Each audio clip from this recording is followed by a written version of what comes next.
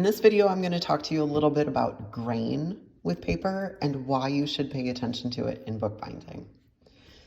So all paper has grain, and grain is just the way the fibers lay within a piece of paper. The reason paper has grain is because it's made out of a plant product, and plants have fiber in them.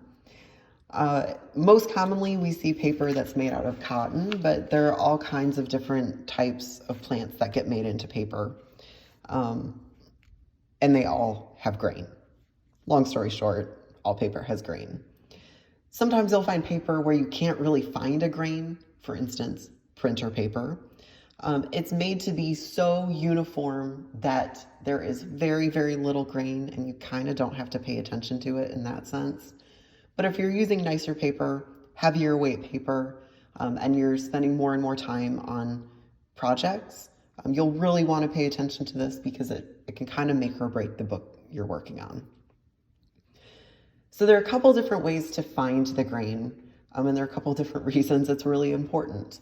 But let's start with finding it, and then I'll show you why you should consider it. One of the easiest ways to test the grain, I've already got marked here because I know which way the grain runs on this paper. I've worked with this paper a bunch. But if I didn't know that, I can take my paper and I'm not creasing it, but I'm just kind of making a little tube with it and testing the tension. I'm gonna go a short way. And it's really hard to explain over this video, but there is a lot more tension. Like I can feel resistance trying to make a tube out of it this way. Whereas here, it just kind of naturally falls into a circular shape, which means that the grains are running this way.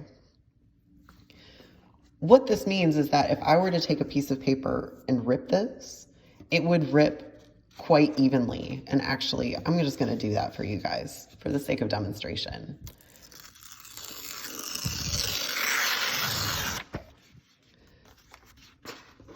So that wasn't quite that even, but in comparison, if I try to rip this way, it was much harder to rip this. There's a lot more exposed area here.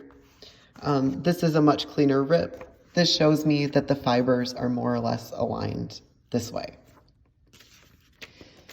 Another way to test this would be if I had an extra piece of this paper or if I had the scrap. I could take a paintbrush and just sort of gently wet one side of this. This paper would naturally curl up into this shape, which would tell me the grains run this way. If it were vice versa, and the grains were along a shorter dimension, it would actually roll up into a little spiral. But I know that the grains run this way.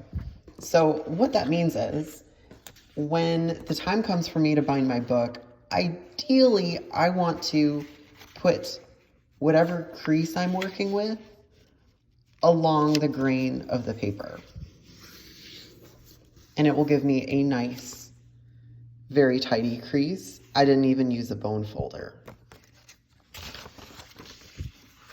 This paper is pretty thin, so if I fold it across the grain, it'll still give me a pretty tidy crease. But hopefully you guys can see there's a little bit, it seems like such an unimportant thing with this paper.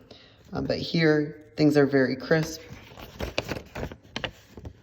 But here, it's a little bit more wrinkly. You can tell that you're just kind of having to coax the paper into place.